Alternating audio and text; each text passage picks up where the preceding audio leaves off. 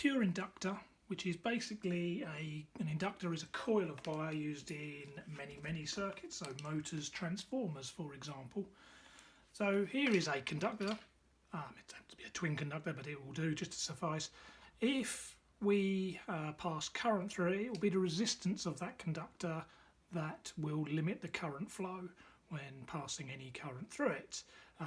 Ohm's law will determine how much current would pass through depending on the voltage and resistance of the conductor.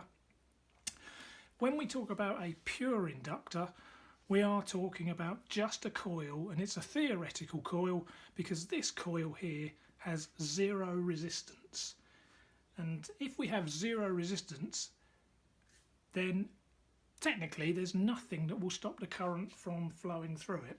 And this would be true if we applied 100 volt supply to this. If it was DC and we had such a thing as a pure inductor that had zero resistance, I would be calculated as V divided by R, which would be 100, and therefore divided by 0, well, that's a calculation, so that means basically 0 goes into it, well, an infinite number of times. That's not a calculation, and therefore basically what would happen is you would get maximum current flow. There would be nothing to stop the current from flowing in that particular circuit. The regs refer to sort of as a fault of zero resistance as a fault of negligible impedance, but that's something we'll come on to. So basically maximum current would flow, so you would end up with an infinite value of amps flowing in that circuit. However, we don't tend to have pure inductors.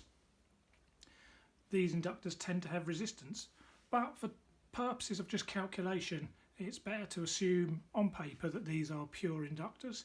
And we don't tend to work with DC supplies too much. We tend to work with 50 Hertz supplies as is our frequency. So we will apply this. Now, here's our wire again. Let's assume this is a pure inductor, zero resistance, and basically what an inductor is a coil of wire. That's all we've got. So now I've made a coil, and I've made a coil on my fingers, and that's all an inductor is. And then that inductor may well be wrapped around a different types of core, whether it be an iron core or a ferrite core or an air core, not my fingers generally.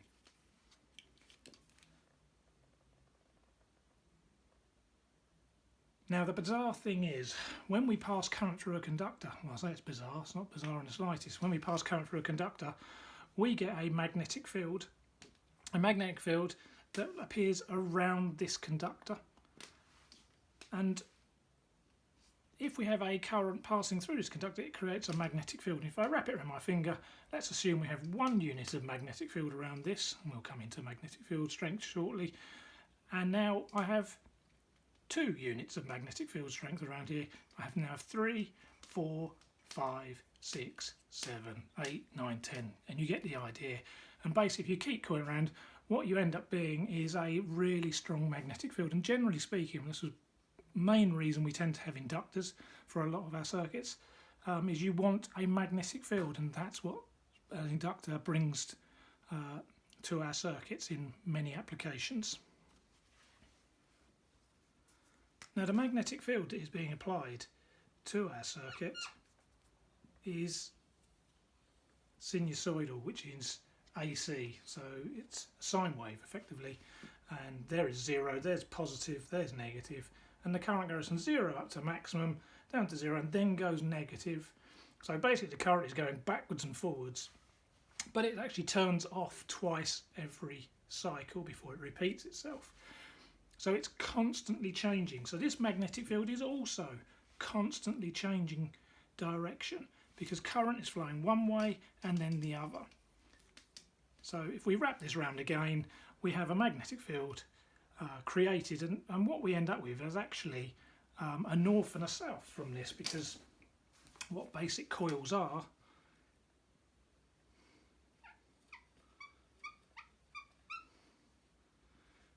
we have current flowing this direction, and we generally show this by a cross at the top and a dot at the bottom, a cross and a dot.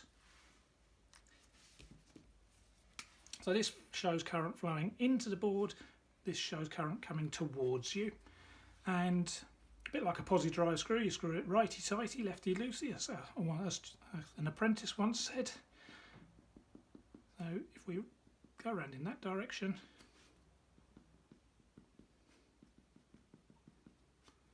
and these then go in a clockwise direction, and these go in an anti-clockwise direction. So these are the magnetic flux lines that go round the conductors. And I've only drawn one, but if I was to draw more, hopefully the assumption would be that the more flux lines you draw as rings is basically what it would be, that you would assume that to be a stronger magnetic field, and that's exactly what you do have. So basically at this point here, there is no current flowing, so there's no crosses, no dots, no nothing. They're just coils of wire sitting there doing not a lot. And then if we take this point here, about halfway up, we get current flowing through each conductor, and you get a magnetic field at this point in that location. And then when we get to this point here, we've got maximum current flow. Now, the thing is with flux lines, they don't like to cross or touch, so there's not much room between them. Obviously when you're coiling a wire, they're all on top of each other, so they don't have much room. So basically what happens is these magnetic flux lines join up, so we get a current flow that goes round in this direction, and this one in that direction. So these ones are going that way, these ones are going anti-clockwise. And now what we get is we've now got flux lines flowing around here, flux lines flowing around here, around a conductor. And actually what you end up with is effectively you end up with a north there and a south there at this end of these coils at that point. And then when we get to that point there, these disappear. Okay, so we get the flux lines start to diminish, start to decrease, start to collapse and disappear until you get to that point there, and then they completely disappear. When we get to this one, what basically happens is these crosses change to dots, these dots change to crosses, which means the direction of the flux lines change, and what then happens then is this then becomes north and that then becomes south, because everything is swapped around. And this is happening 50 times a second in a supply. Now, why do we need to know about that? Well, first of all, we need to know why we want a magnetic field. Motors, transformers, without it, it wouldn't work. However, this is the bizarre thing. If we have, let's say, 1 amp passing round through this conductor, and we have a magnetic field around it, I've already said if we wrap it around, we've now got 2 units of magnetic field, 3 units of magnetic field, 4, 5, 6, 7, 8, and so on and so forth. And we get a strong magnetic field around this coil here. And like I say, depending on direction of current, the north will either be there or here. Okay, and it'll keep swapping all the time at 50 times a second. Now I said there was 1 amp passing through it when I uncoiled it. The bizarre thing is, as we coil it, the current will start to drop as the magnetic field goes up. Now there's something else going on for that to happen, and we're assuming this is a pure inductor, so there's no resistance in the conductor whatsoever, because this is a theoretical thing. I know in reality this has. So therefore there's something else that's limiting the current from flowing, and that's the bit we need to know about. So what we have going on is, as these flux lines are changing around the outside, you need to be aware of something called self-induction, because these flux lines are constantly changing. They're getting bigger and smaller all the time as this cycle starts changing. And not only are they getting bigger and smaller, they're swapping direction. Now as they do that, we need to just focus on one of them at this moment in time. So this one here, for instance, it is adjacent to many other coils, and obviously many hundreds of turns of coils potentially around each one of them. So as the magnetic field gets bigger, it has an impact on the coil adjacent to it, and vice versa. This one will have an impact on its magnetic field on this coil adjacent to it, and every other one will have an impact on every surrounding conductor. Now as the magnetic field expands, what it does is it cuts across the conductor adjacent to it, And as we know, or hopefully what we know, is as a magnetic field cuts across an inductor, it will induce a current into it. And that current it creates is an equal but opposite current that created it in the first place. So there is a current coming in this way, and each conductor around it induces another current back into the same conductor, but it's trying to come back the other way. So you have a current coming in, which creates a magnetic field, and we have another one created by this one in the first place that comes back this way. And they will try to oppose each other. Now that's called a back EMF. And that's basically what's going on. Now, an analogy I tend to use to try and explain this. Think of a treadmill. And the treadmill is connected to a huge fan. And while you don't run on the treadmill, the fan won't turn. However, as soon as you start running on the treadmill, the fan starts to turn. And it starts blowing lots of air at you. And the faster you run, the more air is being blown against you. Now obviously if you run really fast, there'll be so much air potentially that what it will do is it will knock you off and stop you from running. But as soon as you stop running, the fan will stop running, which allows you to get back onto it again and start running again. And now what basically happens, this is more or less what's going on inside these conductors here, is if you got back onto that running machine again, you would reach an equilibrium where you could keep running at a constant pace without the fan knocking you off. But the fan is only there, remember, because you're running in the first place. And that's basically what's happening inside this. We have a current that flows through these, and this current that comes in creates another current which is trying to go back the other way. And this current going back the other way is called the back EMF, and the effect it has on the input current is it slows it down. And anything that slows current down we measure in ohms. And basically what this is now called, this is called XL, which is known as the inductive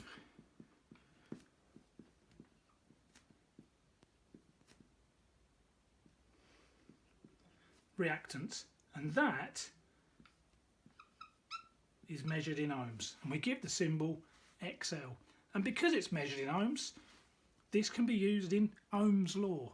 Now Ohm's law is called Ohm's law, it is not called resistance law, it is called Ohm's law. So current can be measured in this circuit by V divided by XL, which is Ohm's law still, because that's volts, that's ohms, and that's current. So the bit we need to work out on these supplies is what is the opposition to current flow. Okay, so XL only works out when it only comes into play when we have a frequency, which is the vast majority of times.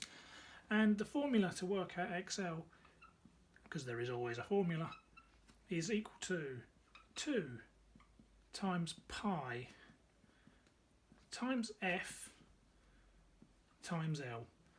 So 2 is 2, pi is our standard pi, which is 3.14. F is the frequency,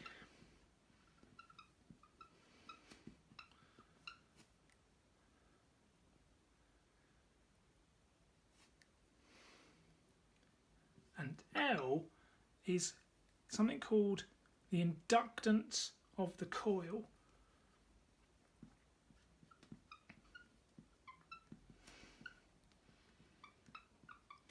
Now frequency we know is measured in Hertz, because we've got it over here and we've looked at that before. Inductance is measured in Henrys, which we give the symbol H.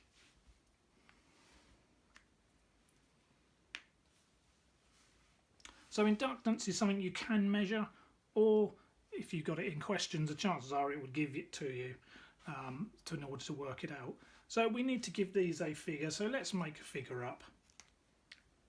Now inductance of coils is typically in the millihenries, so that's 1,000th is basically, so it's quite a small number generally speaking.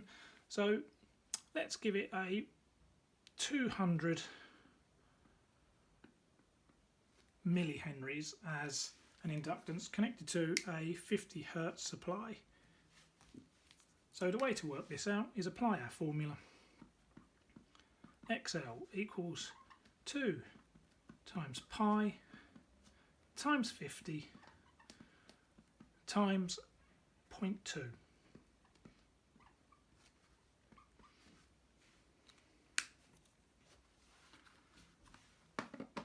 Trusty calculator.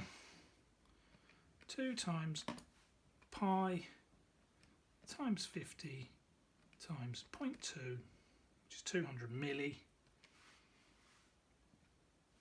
and we get 62.83 ohms. So the inductive reactance of this coil is 62.83 ohms. Now it's not a resistance, it's inductive reactance, but because we have this figure now, we could now work out what the current is that is flowing in this circuit, and for that we use Ohm's law. But it's not V divided by R because it's a pure inductor and has zero resistance. What it does though is have an XL at 50 Hertz, so it becomes V divided by XL. So that becomes 100 divided by 62.83.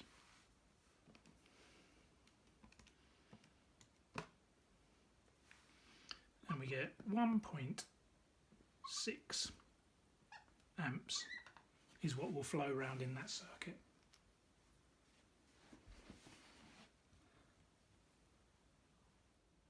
Here's the sine wave, and this is indicating the voltage at 50 Hertz. This is going 50 times a second, time volts. We can show the current on this. Now this is another bizarre thing that happens with inductors.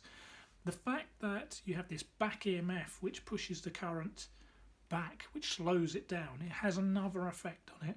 And what it does is it's what's known as it pushes that current out of phase.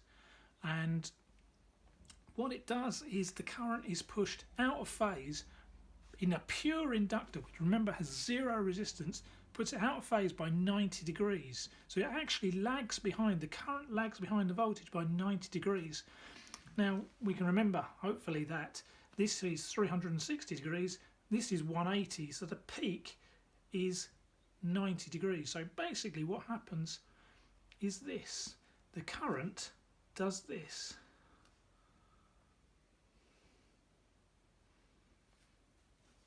It is pushed out of phase from the voltage. So this is the current and that is the voltage.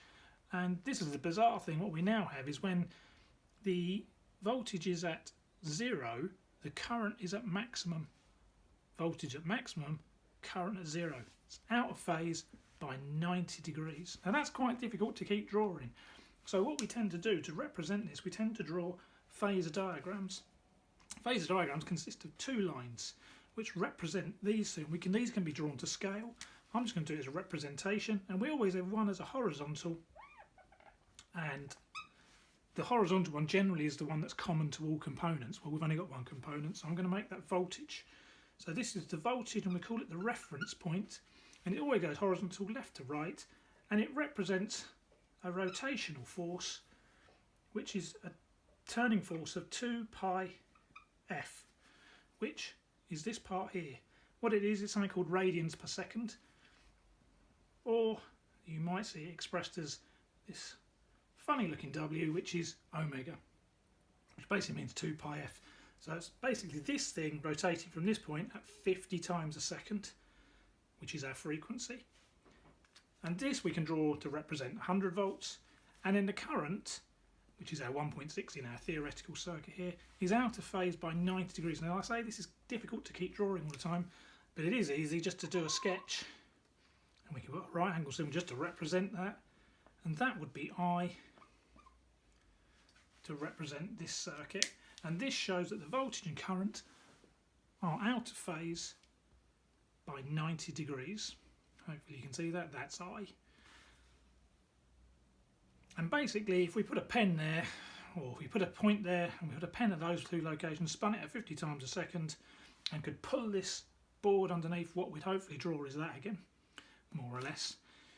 So this is a representation of that. These are called phasor diagrams, and much easier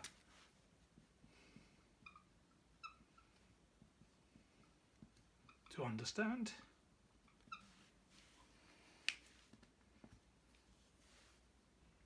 Now here's another bizarre thing relating to these, and that is the power.